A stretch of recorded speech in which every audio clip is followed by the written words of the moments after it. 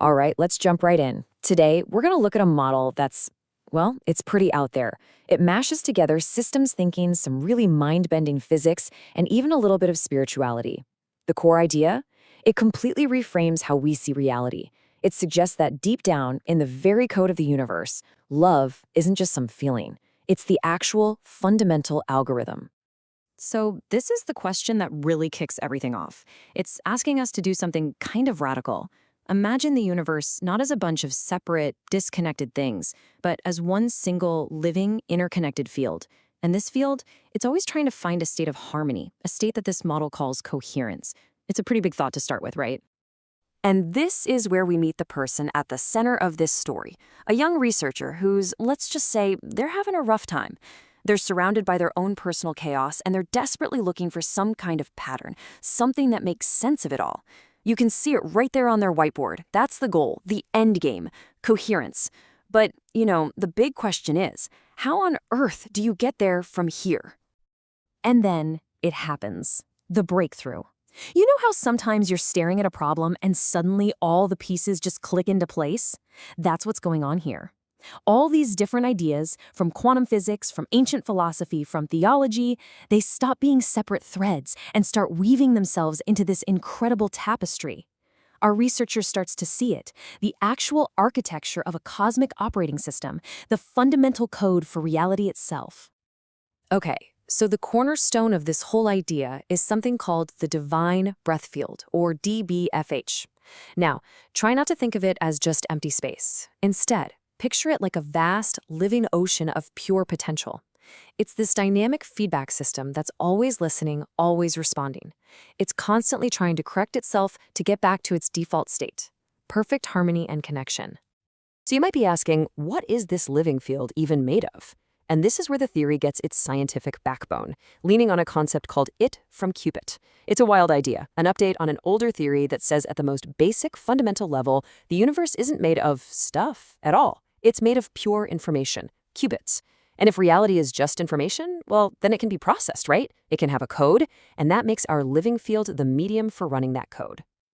And look, if the universe really is an information system, then just like any good operating system, think Windows or Mac OS, it has to have a core purpose, a prime directive, right? In this model, that purpose is called the logos. It's the ultimate goal state that's literally hard-coded into the field, this constant, unstoppable drive towards perfect coherence and harmony.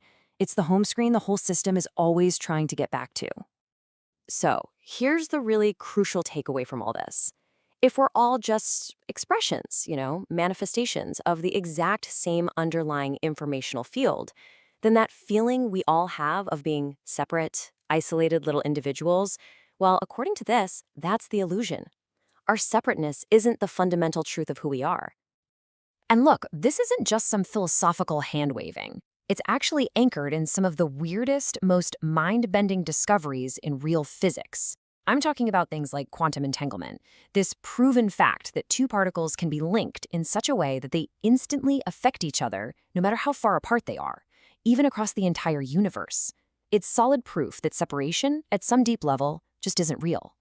Bell test experiments have confirmed this non-local, spooky action at a distance is a real thing. It's what the physicist David Bohm famously called an undivided wholeness in flow. This is the science that says this interconnected field, it's not just a nice metaphor, it's real. But, okay, let's be real. This all leads to a huge, obvious question, doesn't it? If the entire system is built for harmony, for coherence, then why is our world so full of conflict and pain and just brokenness? I mean, if the universe's natural state is a beautiful song, where is all this static coming from? And that right there is the central problem our researcher has to solve. Because if the model can't explain the messiness we see all around us every single day, then it's just a nice idea, right? It has no real-world value. How does a system that's designed to seek harmony end up creating so much noise? Well, the answer, it turns out, is to see the field as always being in one of two states. On one hand, you've got coherence. That's the goal state, right? Harmony, connection, everything working as it should. And on the other hand, you have decoherence. That's the static, the disruption, the disconnection. And it's super important to get this. This isn't a moral thing. It's just a system diagnosis. It's signal versus noise, the intended program versus an error. And this leads to a really fascinating reframing of an old word. The model takes a theological term, sin, and translates it into the language of systems theory. So in this view, sin isn't about breaking some cosmic rule. It's much simpler. It's about introducing decoherence into the field. It's any choice, any action that creates disruption and pulls the system away from its goal of connection. Just picture it. A fight breaks out in a cafeteria. A harsh word is spoken between friends. A quick snap judgment is made. In that single moment, a jarring wave of static gets pumped into the field. That's it. It's a system error, a decoherence event. And it doesn't just stay there. It ripples out, disrupting the harmony for everyone connected to that moment.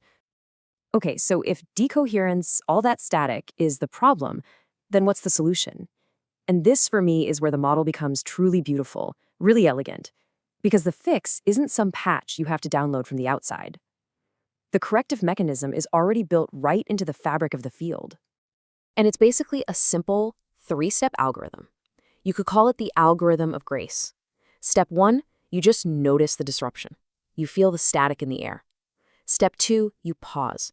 And this part is absolutely critical. You pause without judging, without trying to figure out who's right and who's wrong. And then, step 3, you consciously, actively repair the field with an act of compassion. The system really has 2 main tools for this whole repair process. Grace is what we call the self-correcting algorithm itself. It's the ever-present opportunity to fix things. But then there's justice. And in this model, justice is the conscious, active work we have to do to apply that algorithm. It's the labor of bringing the field back into harmony. You can't have one without the other. They work hand in hand. So, does any of this actually work in the real world? I mean, it's a nice theory, but this is where the rubber has to meet the road. Our researcher decides to put it to the test, not in a clean lab with subatomic particles, but in a messy, complicated human moment of pure decoherence. And the experiment starts small. It has to. It all begins with just one person, one choice, one single intentional act that isn't designed to win an argument or to be right, but is designed only to do one thing: restore harmony to the field. Let's go back to that cafeteria conflict. Instead of pouring fuel on the fire, our researcher makes a totally different choice. The choice to just listen. To listen without judgment. To offer one small act of repair.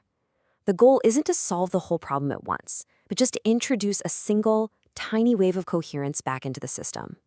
And what happens next is, well, it's astonishing. It's not some big, dramatic Hollywood moment. It's quiet, it's subtle, but it's absolutely real.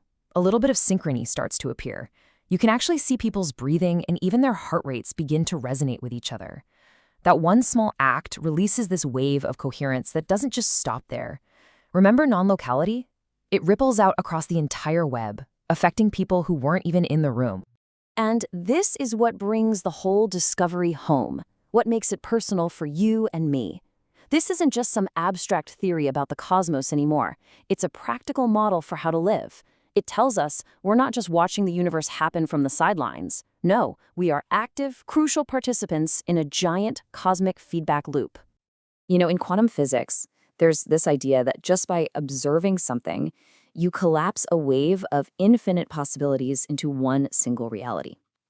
Well, this model says our choices do the exact same thing to the field.